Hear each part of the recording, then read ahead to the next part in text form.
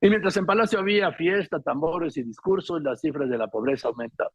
El doctor José Navarro Cruz, secretario ejecutivo del Consejo Nacional de Evaluación de la Política para el Desarrollo Social, el Coneval, confirmó que en México había más de 55 millones de pobres, casi la mitad de la población. Dijo que con la pandemia se disparó la pobreza y la pobreza laboral, pero también la pobreza extrema. ¿Siguen siendo válidas estas cifras de 2018-2020 en cuanto al incremento de la pobreza en México? Dado la última información que tenemos disponible derivada de la encuesta nacional Ingresos Gastos de los Hogares, que esta encuesta la levanta el INEGI cada 2 años, y que la última que está publicada data para 2020, pues efectivamente es el último dato disponible, que en su momento, en agosto del año pasado, dimos a conocer desde Coneval. También, y creo que el presidente lo comentó ayer mismo en la conferencia de la mañana, justamente en estas últimas semanas de noviembre, INEGI está culminando un nuevo levantamiento de esta encuesta, de la encuesta nacional de ingresos gastos de los hogares, la dará a conocer, de acuerdo a lo que la propia presidenta nos ha dicho del INEGI, nos ha dicho a Coneval, la dará a conocer en julio del siguiente año, y es ahí donde Coneval va a actualizar la nueva estimación de pobreza correspondiente a 2022, y bueno, ahí ya tendríamos un nuevo dato de pobreza multidimensional. Pero estos datos que comentaba recién, pues evidentemente son los últimos datos disponibles con este enfoque multidimensional que tenemos en Coneval para medir la pobreza.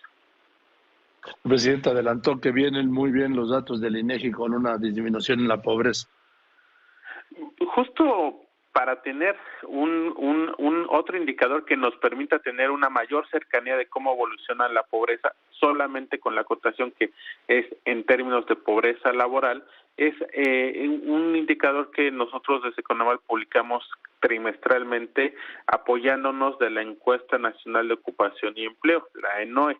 Y ahí sí tenemos un comparativo, Joaquín, de lo que ocurrió durante la pandemia y el proceso de recuperación que ha habido en los últimos años. Muy rápidamente te comento, para el dato promedio nacional, 36.3% de la población en el primer trimestre de 2020 estaba en situación de pobreza laboral. ¿Qué es pobreza laboral? Tomamos solamente los ingresos laborales de los mexicanos y lo comparamos con el valor monetario de la canasta alimentaria. Obviamente se da todo el proceso de pandemia, el cierre de actividades, sobre todo el sector turístico que sufrió muchísimo la afectación y reducción de empleos y de ingresos laborales, y eso produjo un incremento de 10 puntos porcentuales de estos niveles de pobreza laboral, de un 36 a un prácticamente 46% en el tercer trimestre de 2020. Y a partir de ahí, en el dato promedio nacional, sí se ha dado de manera cíclica un proceso de recuperación. El último dato disponible es el correspondiente al segundo trimestre de este año, donde se ubica en un 38.3% de la población en situación de pobreza laboral. Ha habido un proceso de recuperación de los ingresos laborales, obviamente derivado en parte por esta política de incremento de salarios mínimos.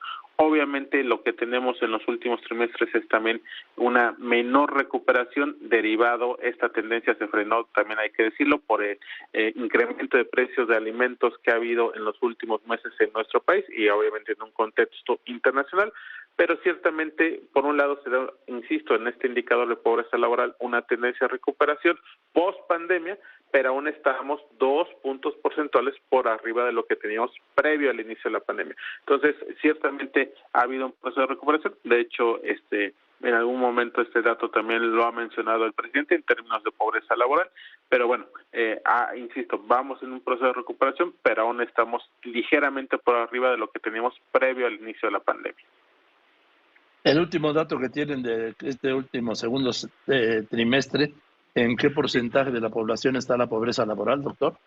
38.3%. Está por arriba de ese 36.8% que teníamos en el primer trimestre de 2020.